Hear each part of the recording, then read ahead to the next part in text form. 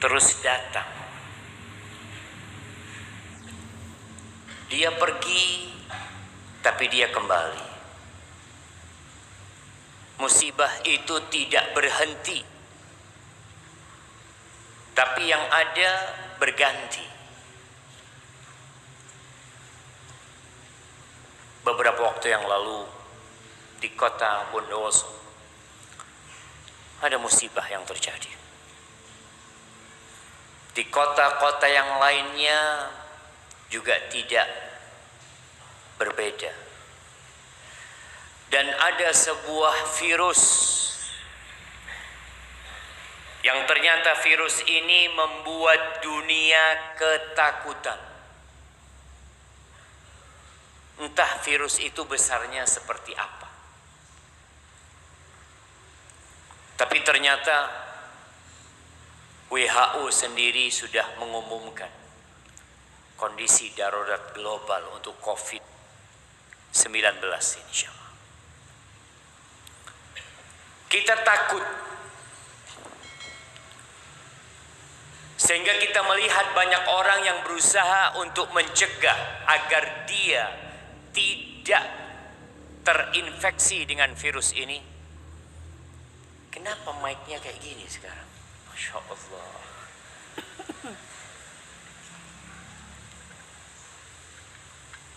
Nah,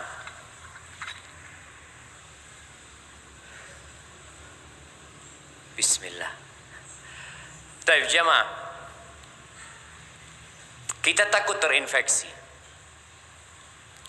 Maka mulai banyak negeri yang berpikir untuk mencegah agar corona ini tidak masuk ke negeri tersebut. Dengan cara meng-cancel semua penerbangan, bahkan memberhentikan semua penerbangan dari dan ke tempat yang bermasalah. Ada juga orang-orang Indonesia yang harus dikarantina selama 14 hari. Karena takut virus itu mengenai banyak manusia yang ada di negeri ini. Dan kita selalu berpikir bahwasanya mencegah itu lebih baik daripada mengobati. Tapi pernahkah kita berpikir kenapa semua itu terjadi? Apakah penyebabnya karena ada orang-orang yang makan kelelawar? Atau karena sebab lain? Kita percaya enggak bahwa bumi ini ada penciptanya? Muslim percaya, dan kita senantiasa berikrar mengatakan alhamdulillahi rabbil alamin. Segala puji bagi Allah, Rabb, pemilik, pencipta, pengurus alam semesta ini. Ketika ada orang-orang yang melakukan pelanggaran di sebuah perusahaan, di sebuah negeri, kira-kira sikap pemerintah negeri tersebut atau bos perusahaan tersebut, apa yang akan dilakukan terhadap para pelanggar-pelanggar tersebut? Dihukum. Apakah virus yang menimpa kita ini bukan hukuman? Apakah musibah yang menimpa kita ini bukan hukuman? Atau kita masih berpikir, ya itu biasa, itu kondisi alam. Ahibati fillah, Rasulullah sallallahu alaihi wasallam bersabda di dalam hadis yang diriwayatkan oleh Ibnu Majah dan disahihkan oleh Syekh Albani rahimahullahu taala. Hadis ini dari sahabat Umar bin Al-Khattab Al-Faruq radhiyallahu taala anhu. Dia mengatakan Rasulullah sallallahu alaihi wasallam menghadap kepada kami orang-orang Muhajirin. Lalu beliau mengatakan, ya ma'syaral muhajirin, Wahai sekalian kaum muhajirin. Tadi kita mendengar imam membaca tentang fadilah orang-orang muhajirin.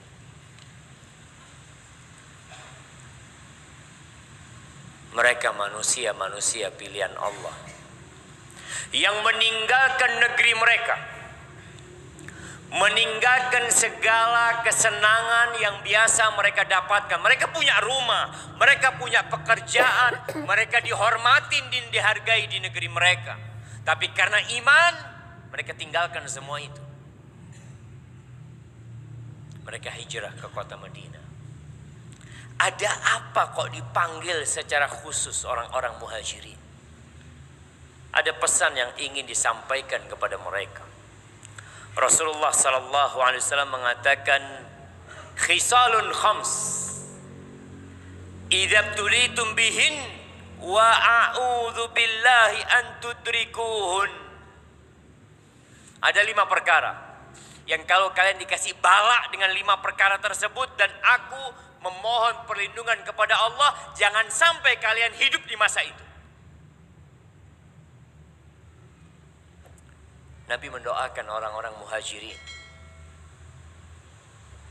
dan sepertinya mereka orang-orang muhajirin selamat dari bala yang akan menimpa yang disebutkan oleh Nabi alaihi salatu wassalam.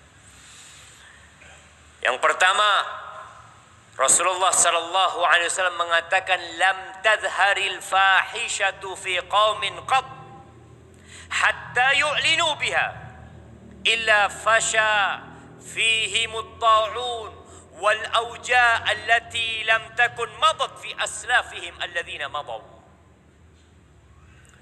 Tidaklah al-fahisha, perbuatan zina, perbuatan kekejian, dosa-dosa yang menjijikkan, homoseksual atau yang semisal.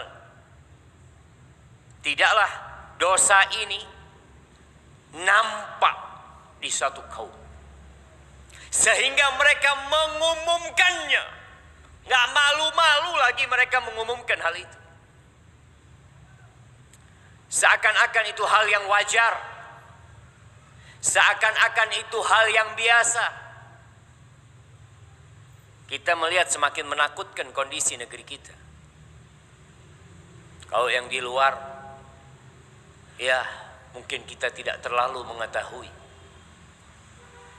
Beberapa hari yang lalu, banyak anak-anak muda yang merayakan hari Valentine. Pada malam Valentine itu dikatakan kondom laris. Apa yang terjadi? Sekarang kita mendapatin orang-orang berzina dan mereka mendokumentasikan perzinaan mereka. Tidak cukup di sana, mereka publikasikan. Hatta yu'linu biha. Mereka umumkan kalau mereka berzina. Bahkan ana membaca tadi atau kemarin, ada seorang public figure, seorang artis yang mengatakan, udahlah urusan hubungan seksual sebelum menikah itu nggak usah dibesar-besarin. Itu kan hak orang masing-masing. Subhanallah. Kita harus jaga negeri ini. Ada suami yang jual istrinya dan diumumkan sama dia. Lama-kelamaan jamaah ini akan jadi kebiasaan. Dan yang paling menakutkan LGBT. Ana baru membaca tentang sebuah apa, kalau ada film yang dibikin kemudian ada penjelasannya itu apa, resensi apa namanya, sinopsis sebuah film yang belum dibikin, sedang dibikin.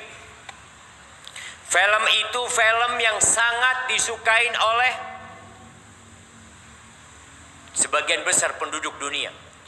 Film-film hero yang dikeluarkan oleh Marvel. Masya Allah. Baru mulai kita sudah dapat pertanyaannya.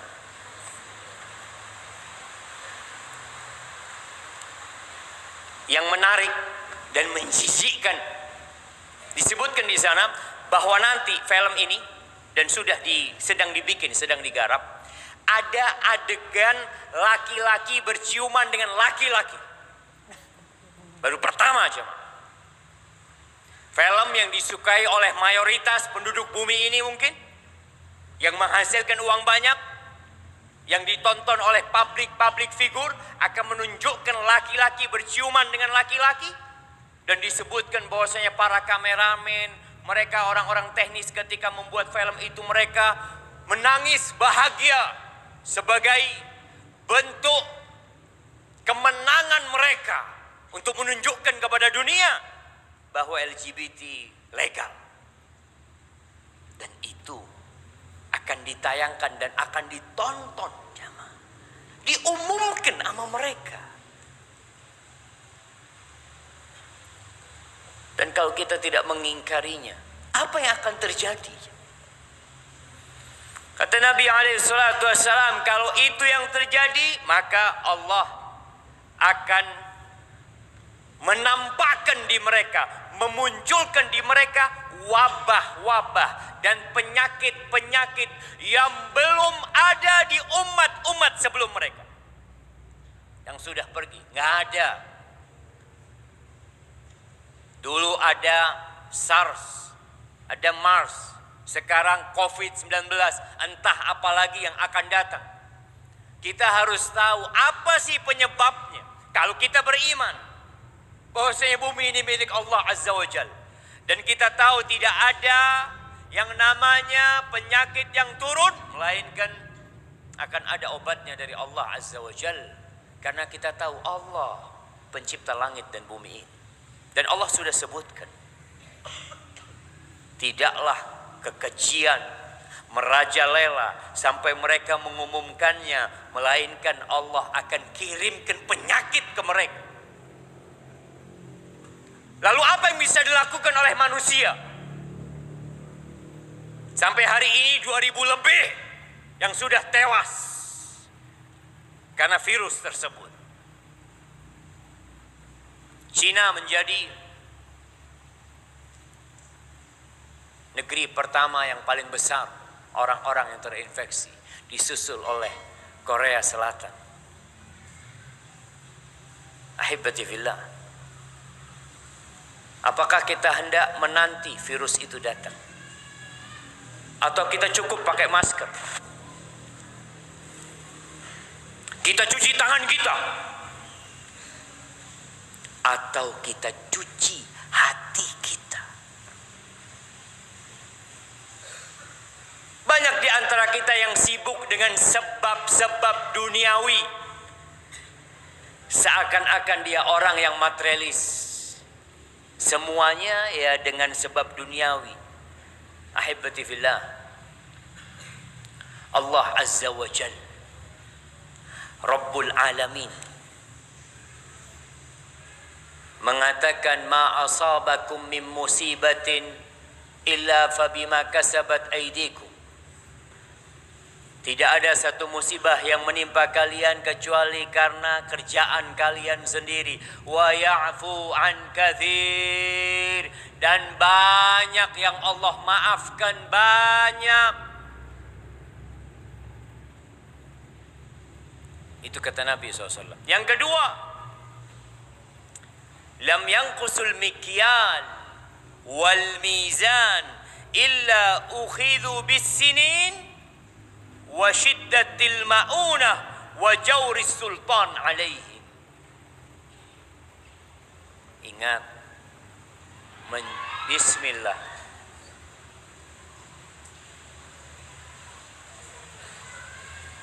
Masya Allah jemaah. Ini mak-mak dijaga anaknya.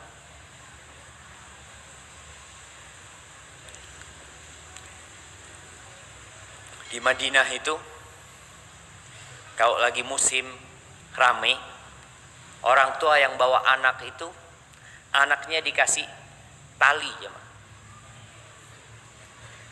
Ana sampai dulu mikir, ya Allah ya, kok sampai kayak gini orang tua itu demi menyelamatkan anak.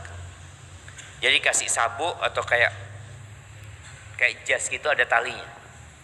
Ana mikir sampai kayak kambing atau apa yang ditarik nanti jauh. Ana berpikir seperti itu sampai suatu hari ana kehilangan anak-anak. Baru ana tahu ternyata tali itu penting. Allahu Akbar. Maka ibu-ibu tolong dijagain anaknya. Kata Nabi SAW, tidaklah suatu masyarakat yang mengurangi timbangan, mengurangi takaran, kecuali Allah akan kirimkan kepada mereka musim-musim paceklik, keringanan, wasyiddatil mauna, naiknya harga, wa jawri sultan, dan zalimnya pemimpin. Kita sering mengatakan ketika dapat pemimpin yang zalim, oh pemimpinnya zalim, kaliannya yang zalim. Kenapa dapat pemimpin zalim? Yang pertama, ngurangin timbangan, ngurangin takaran. Subhanallah, kalau kita lihat sekarang ini jamaah, yang namanya ngurangin timbangan dan ngurangin takaran, ya bukan hanya dijual beli. Berapa banyak orang-orang yang dikatakan mereka dikasih proyek di desa-desa. Ini musim hujan nih, banyak jalan-jalan itu bolong. Bahkan ada jalan yang dikasih pohon pisang, dikasih kursi, dikasih kembang, dikasih macam-macam. Kenapa itu terjadi? Itu ngurangin takaran. Takaran semennya dikurangi, takaran batunya dikurangin,